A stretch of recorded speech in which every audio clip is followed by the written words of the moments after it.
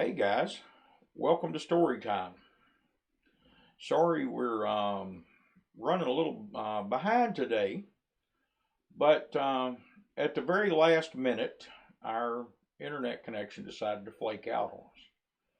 So I had to perform some of my magic, which meant that I did not have my bow tie on today. I don't have my Dr. Seuss gloves on. Um, but hey, we've got the hat. And as you guys know about my crazy hats, I love my crazy hats. So as long as we've got the Dr. Seuss on. So um, while we're getting started, well, hi, it's the Love family. And I love the Love family. I miss you guys so, so much. Zane and Noah and Judah and Amanda. I love all of you guys. I'm so glad that y'all are here. Um, so, as I was saying, if you look in the description, whichever direction it is, I'm going to do this like the cat in the hat would do. He would be pointing both directions at one time. Um, there's all the information about our about what books we're doing, the who provides our graphics for the backgrounds, um, the authors and publishers of the books. I'm trying to even include links to their website so you can go buy the books. Today's particular book that we're working out of is Six by Seuss, and that's a great book to have because it's got six of the best big Dr. Seuss stories, the ones that take a little longer. So today's production will be a little longer than normal. Um, Also, I wanted to point out that Miss Trish and I don't ask for cash donations. We don't ask for money for this. This is something we do out of the goodness of our hearts. But as you've heard me mention, we do have sponsors that help out in other ways.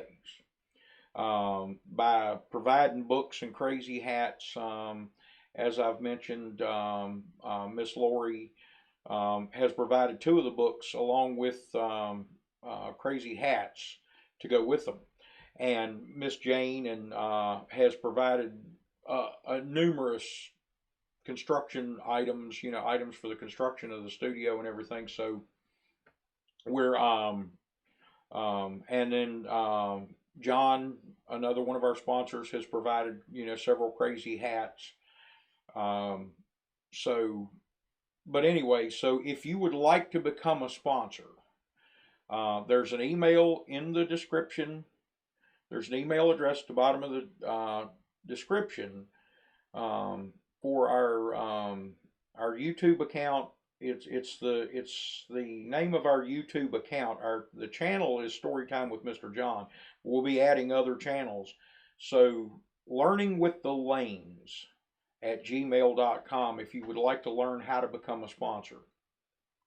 And if not, that's awesome too. We love having you. So anyway,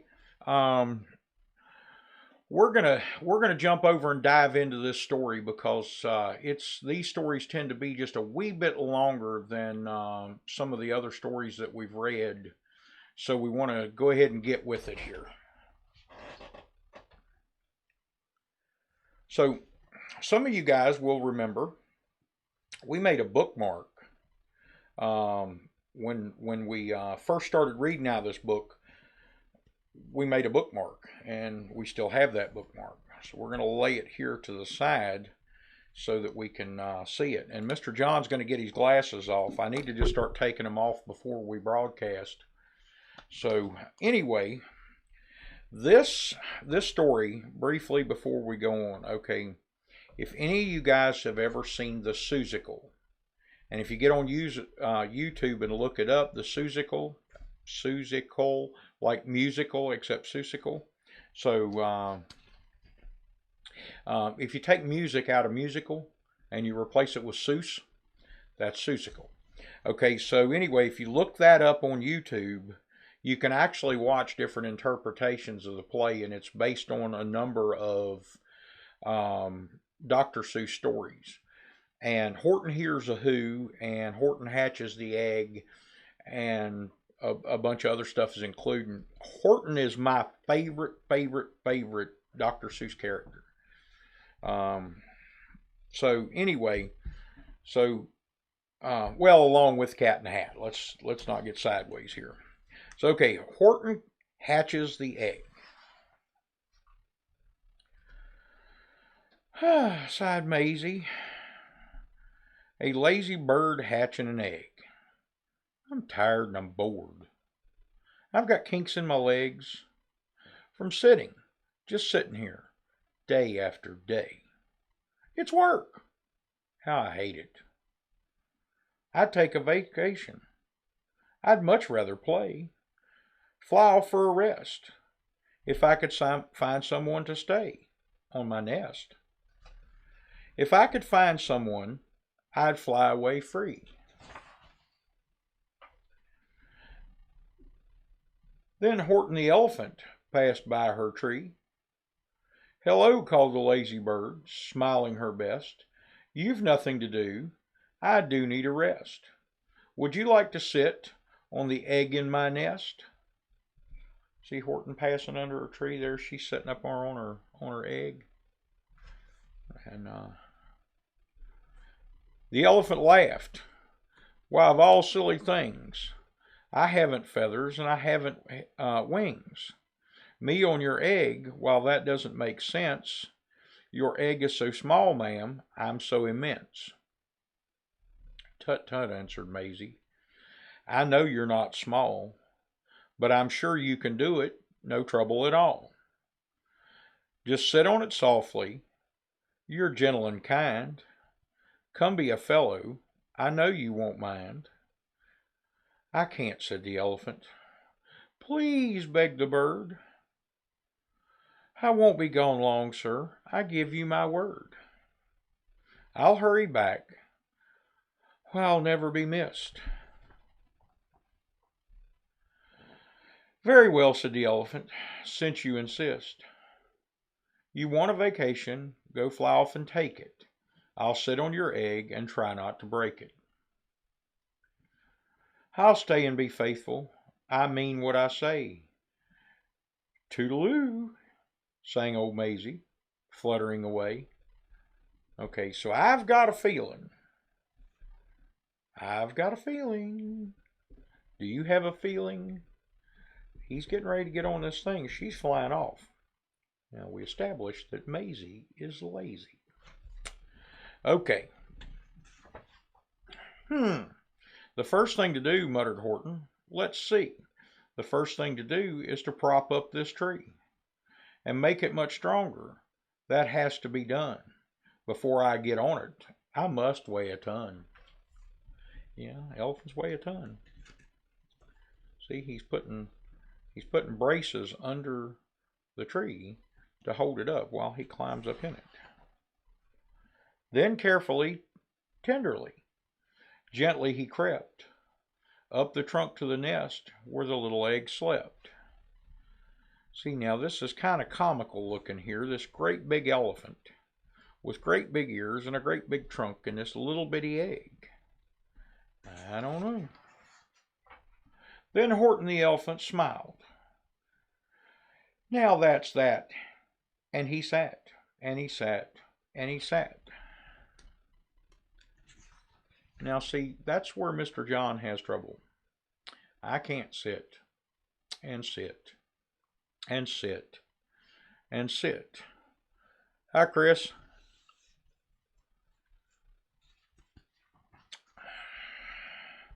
And he sat all that day, and he kept the egg warm, and he sat all that night through a terrible storm. It poured and it lightened, it thundered, it rumbled. This isn't much fun, the poor elephant grumbled. I wish she'd come back, 'cause I'm cold and I'm wet. I hope that Maisie bird doesn't forget. See, he's sitting out there in the storm up in that tree. Poor Horton. But Maisie, by this time, was far beyond reach, enjoying the sunshine way off in Palm Beach. Oh, look at this. and having such fun, such a wonderful rest, decided she'd never go back to her nest. Oh no, poor Horton. See, she's off at the beach. He's out there sitting on her nest in a storm, and she's sitting on top of a palm tree, enjoying the sun out on the beach with everyone. See, I can rhyme too. Not as good as Dr. Seuss, but.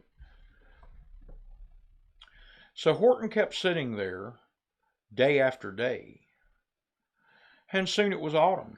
The leaves blew away. And then came the winter, the snow and the sleet. The icicles hung from his trunk and his feet. Oh, poor Horton.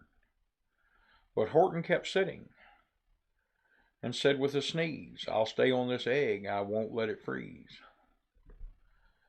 I meant what I said, and I said what I meant. An elephant's faithful, 100%. Look at poor Horton. So poor Horton sat there the whole winter through, and then came springtime with troubles anew. His friends gathered round, and they shouted with glee, look at Horton the elephant up in a tree. They taunted, they teased, they yelled. How absurd! Old Horton the elephant thinks he's a bird. See all the animals gathered around? They're all gathered around looking up at Horton and laughing at him. But I got a feeling our Horton's going to be the hero before it's all said and done. So they're all running off and they're laughing, and he's still sitting up in the tree. They laughed, and then they all ran away. And Horton was lonely. He wanted to play. But he sat on the egg and continued to say, I meant what I said, and I said what I meant. An elephant's faithful, 100%.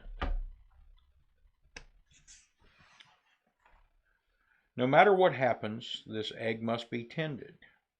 But Horton's troubles were far, far from ended.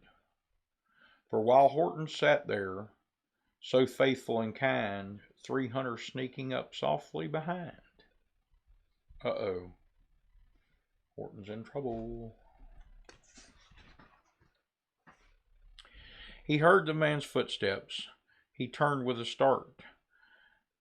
3 rifles were aiming right straight at his heart.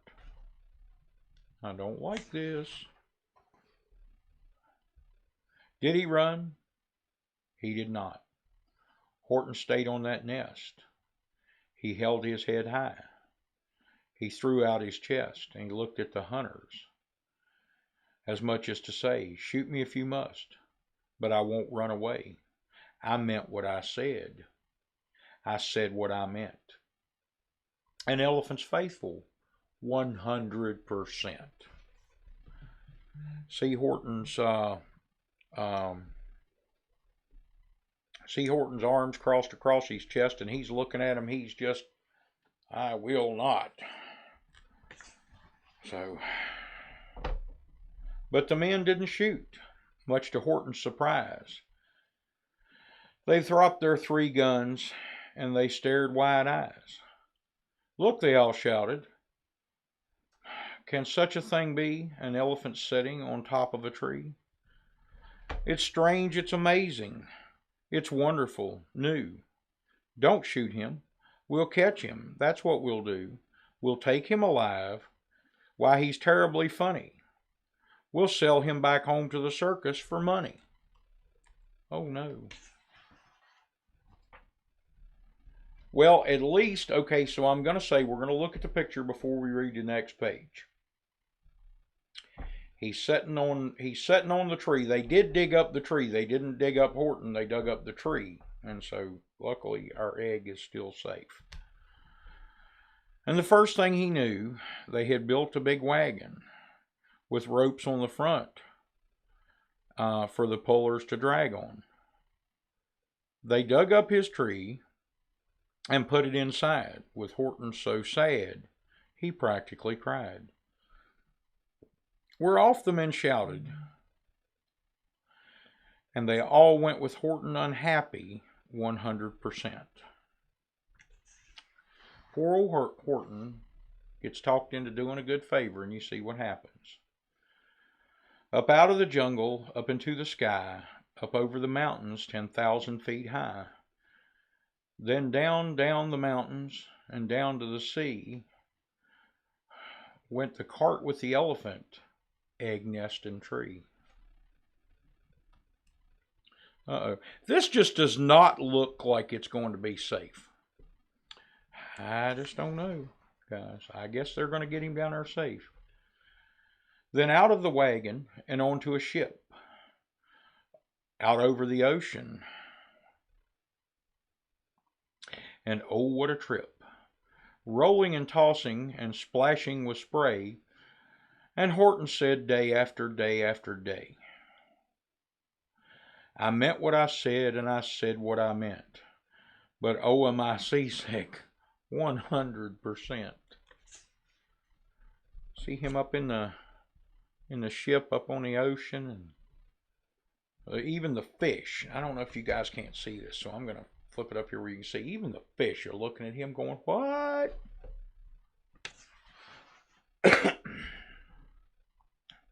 Oh, they're using a jib crane. That's what you call that, is a jib crane that they used to use for unloading ships. Okay, so after bobbing around for 2 weeks like a cork, they landed at last in the town of New York. All ashore, the men shouted, and down with the lurch went Horton the elephant, still on his perch. Tied onto a board, he could just scarcely hold on. Bump. Horton landed, and then the men sold him. What?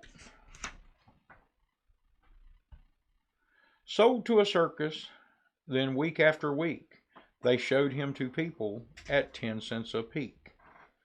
They took him to Boston, to Kalamazoo, Chicago, Weehawken, and Washington too.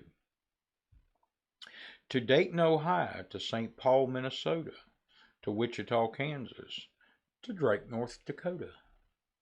Okay, so of all the places that they've just mentioned, I have been to all of them except for Weehawken, and I may have been through there. I don't know where Weehawken is without looking. And I have never been to North Dakota. Other than that, all those cities, Kalamazoo, Boston, Chicago, Washington, Dayton, Ohio, St. Paul, Minnesota, Wichita, Kansas. I've been to all those places. So, and thousands more. Everywhere, thousands of folks flock to see and laugh at the elephant up in a tree. Poor Horton grew sadder the further he went, but he says he sat in the hot, noisy tent. I meant what I said, and I said what I meant. An elephant's faithful, 100%.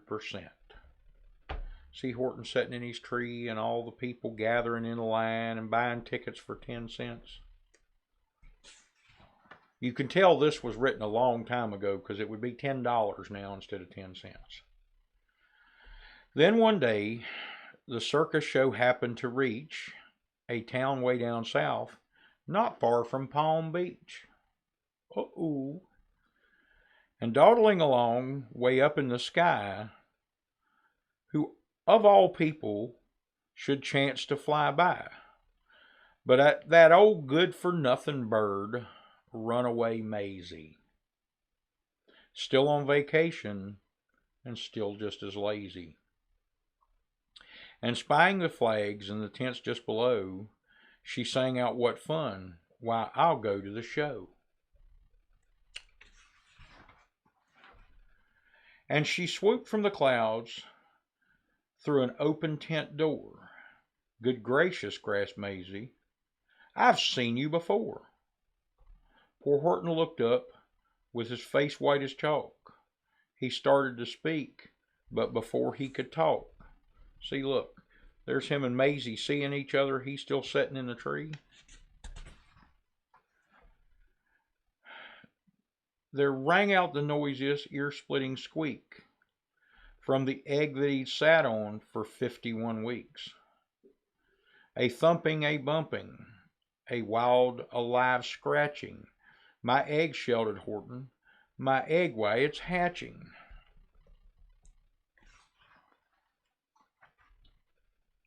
But it's mine, screamed the bird, and then she heard a crack. My work's all done. Now she wanted it back. It's my egg, she sputtered. You stole it from me. Get off of my nest, get out of my tree. Poor Horton backed down with a sad, heavy heart. But at the very instant the egg burst open, out of the pieces of red and white shell from the egg that he sat on so long and so well, Horton the elephant saw something whiz. It had ears and a tail, and a trunk just like his. Look at that. See, it's a Horton with wings. It's a Horton bird. I hope it doesn't get as big as Horton, because just landing would really be bad. And the people came shouting, what's all this about? They looked and they stared with their eyes popping out. Then they cheered and they cheered and they cheered more and more. They've never seen anything like it before. My goodness, my gracious, they shouted my word. It's something brand new. It's an elephant bird. And it should be like that. Because Horton was faithful, he sat and he sat. He meant what he said, and he said what he meant. And they sent him home happy 100%. So guys, that's the end of our story. See, Horton's going home and he's got his baby that he sat on that egg and sat on that egg and sat on that egg. And then he sat on that egg some more. So I think we're going to go ahead this week as well, and we're going to do Yertle the Turtle on Thursday. So that concludes today's story. Let me sit back in my chair nice and comfortable as can be, because I'm not Horton sitting in a tree.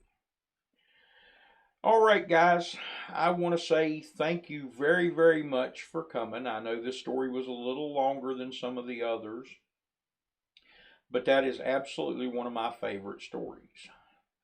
And we've got a couple of really good ones left. We're going to have to skip around, because next we're going to do Yertle the Turtle, but we don't want to do The Grinch That Stole Christmas until it's time for Christmas. So we'll skip over and do the Lorax after we've done that, and then we'll come back. So, all right, guys. I'm going to let you guys get back to your day, and Mr. John is going to get some things done. And I've got phone calls to make and people to see, because I'm not Horton sitting up in a tree. Bye, guys.